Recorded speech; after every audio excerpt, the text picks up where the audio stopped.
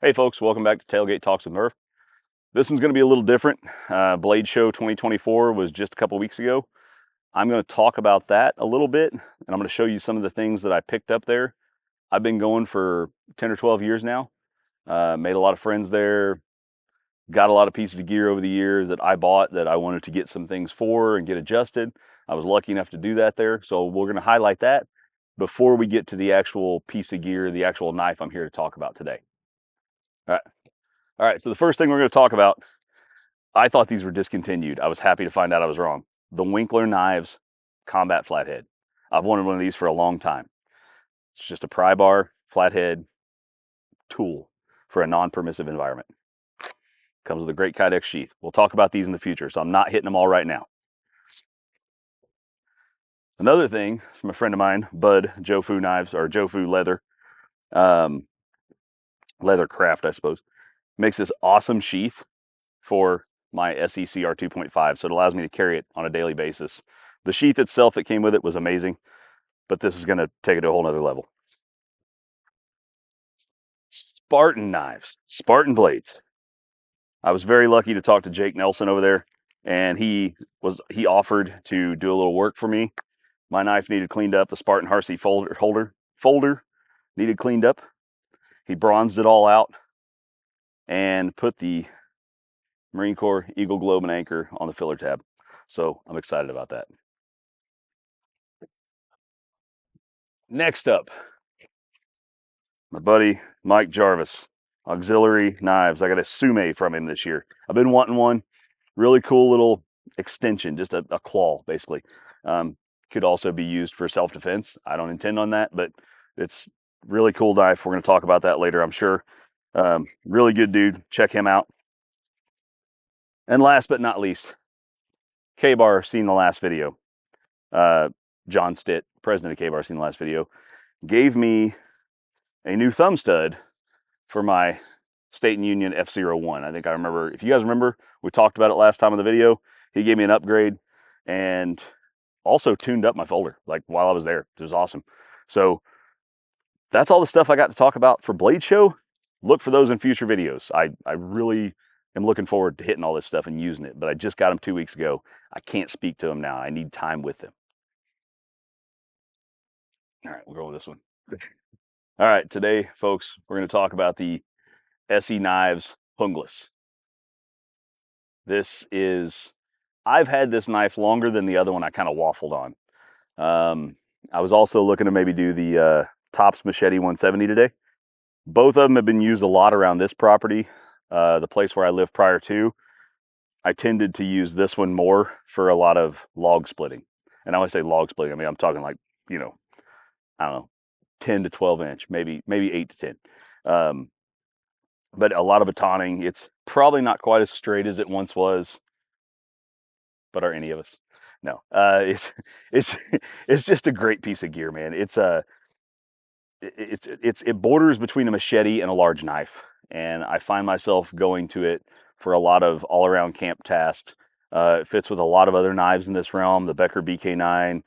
I mean, like I said, the Machete 170, most anything from Tops. I mean, they're all kind of in the same, like, size-wise. But, you know, factory micarta, factory Kydex.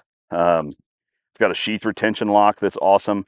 We can go into, you know, why it was named the Junglas. There's a lot of things like that. But if you know anything about ESEE and Randall's Adventure and Training, I've been to a couple of their classes. They do a lot of stuff down in South America. And the guys down there, I think it was an anti-narcotics team. They wanted something for, you know, dispatching grow farms, I think was the idea. And, you know, a short machete type thing. And this is where they came up with that. I'm probably wrong on some of that. Hopefully some of the ESEE guys will line me out and I can adjust it next video for the housekeeping. But honestly, the only thing I've changed out on this, back when Shane still worked there, I changed out some hardware, the little barrel nuts or whatever you want to call them inside. They got a little, I don't know, eroded or decayed over time because they, like I said, this thing rode in the door jamb of my Jeep. It was anytime I needed something, I could grab that. I always had a big knife. And in the Land Rover, I kept a BK9. So I was always equally represented across the ESEE and Becker crowd. So this thing has been phenomenal. This is a stock sheath. This is the old logo on it. It's the skull and cross knives. This is number 1616 for anybody that gives a damn about that. Still made in the USA, heat treated by Rowan. And man, it's yeah, it's 1095, I believe, on this one. I get them screwed up sometimes. Yeah, 1095 on these. And Provan is what K-Bar uses. Man, I've had this knife for a lot of years. And it's one of those that if somebody handed me this and said, you're going into a survival situation, I feel totally comfortable with it. I prefer a big knife over a medium-sized knife any day of the week. So now we'll go on to the specs. This is the ESEE Junglas. Specs for this, with an overall length of 16.5 inches. The cutting edge is 9 3/4 inches. Overall blade length is just under 10.5 inches. The width of the blade is 2 inches. It's about 23 ounces, so just under 2 pounds. It's 1095 high carbon steel with a 55 to 57 Rockwell. It's got a textured powder coat finish to protect the blade as long as possible. Many folks strip these off. That's totally up to you. Removable micarta handles, plenty of aftermarket support for handles. It's got a hammer pommel, so you can use this to beat in tent stakes, whatever you need. Keep somebody in line. I don't care. 100% made in the USA by Rowan Knives. MSRP is $309. They can be found much cheaper online. If that's too much for you as far as size, there is also the Junglas 2. Same handle, it's the same sheath, it's a little bit shorter and like just under 2 inches shorter. Check them out. I don't think you'll be disappointed. This is a fantastic short sword slash machete slash knife. All right, folks. So now you know a little more about the ESEE Junglas. We gave you the specs, talked to you a little bit about, kind of its origins, I guess.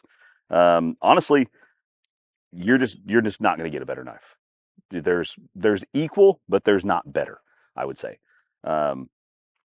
Let's go ahead and if you want to learn more about any of these knives, follow my Instagram, Murph Nuge.